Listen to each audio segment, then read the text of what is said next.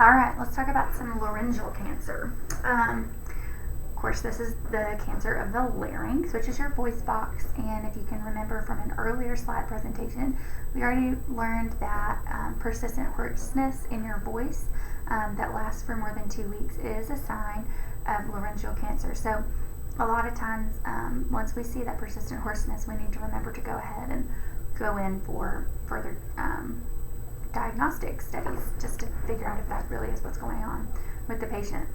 Early detection does have the greatest potential for a cure, and so that's why once you start noticing changes in the voice and things, it is best to go ahead and get that checked out as soon as possible.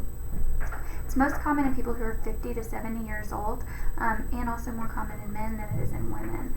The cause of it is not known, but usually other carcinogens that we consume or are around typically can contribute to the incidence of laryngeal cancer, like tobacco, alcohol abuse, industrial pollutants, like if you work in a metal factory or a leather factory or somewhere that produces paint or really anything else.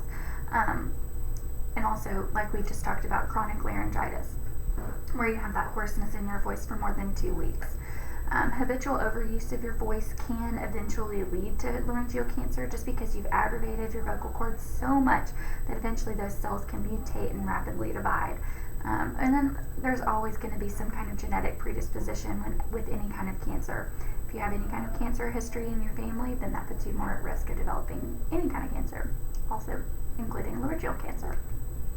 So it usually persists, like hoarseness, and if you see that lasting for more than 2 weeks, definitely see the doctor.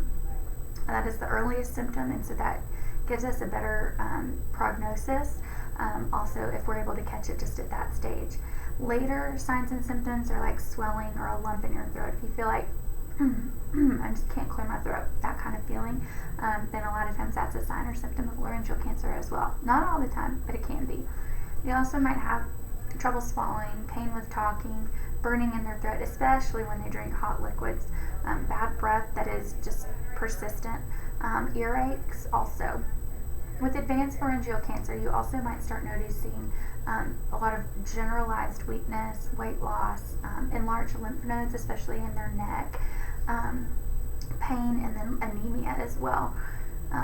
To diagnose it, a lot of times visual exam can be used to diagnose it with later stages, but with the earlier stages, we probably want to get a biopsy once we've noticed that persistent hoarseness, just to see if that is something that's going on.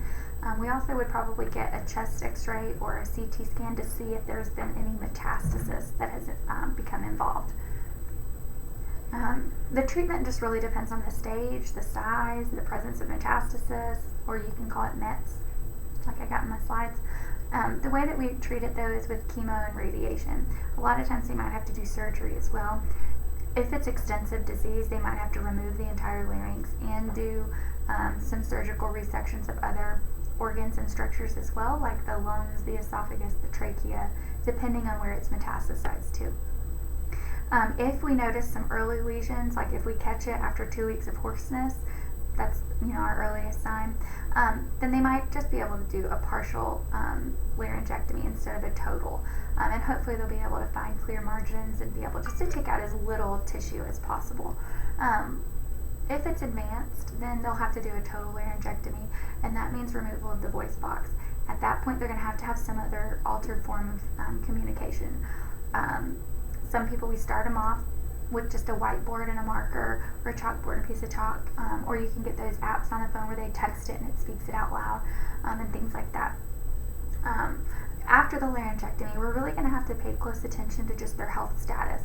Since we are removing their voice box, which is very close to their trachea, we want to make sure that we're paying really close attention to their oxygenation status, because that could become compromised at any minute if they have bleeding or if it was perforated or punctured during the surgery.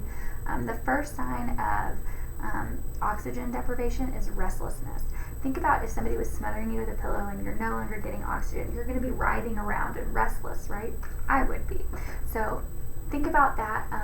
If you start noticing them becoming restless at all, assume that they're not getting enough oxygen, okay? And so we might then need to apply supplemental oxygen to our patients.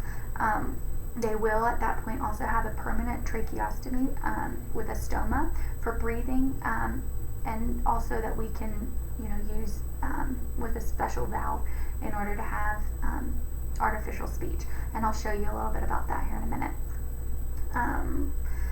If they have to do a radical neck dissection, and that says radial, and I'm sorry, that's a typo, that means radical right there. A radical neck dissection, that's with extensive disease where it has metastasized. And at that point, they're going to have to remove the lymph tissue, their muscle in that area, and any tissue that is involved. So here's the artificial speech that the patients can do. There's a bunch of different ways.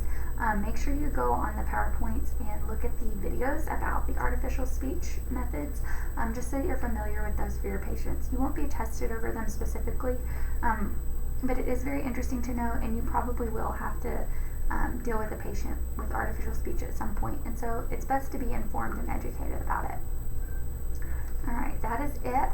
Here are the answers to these questions. Make sure you look at them, read them, become familiar with them. You can pause the video at this point and look at that question, and we will be back to talk about more